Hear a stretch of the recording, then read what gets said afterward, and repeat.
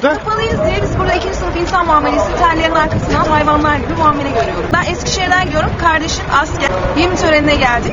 İçeriye alınmadık başımız kapalı diye. Yani gerekçe başınız kapalı Evet, diye mi? gerekçe. Çocuklarımızı göremiyoruz yani. O zaman bizim çocuklarımızı da almasınlar askere. Akrabamız var, uzaktan akrabamız var. Yemin töreni için geldik. Eşarplar için alınıyoruz. Yani nasıl bir muamele anlayamadık. Siz hanımefendi? Ben de İsmail'den. Kim?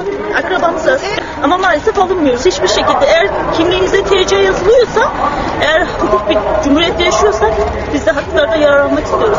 Böyle çifte vatandaş olmak istemiyoruz hiçbir zaman. Gerekçe ne gösterdiler size almamak için? Bağlı olduğumuz için, başımız kapalı olduğu için.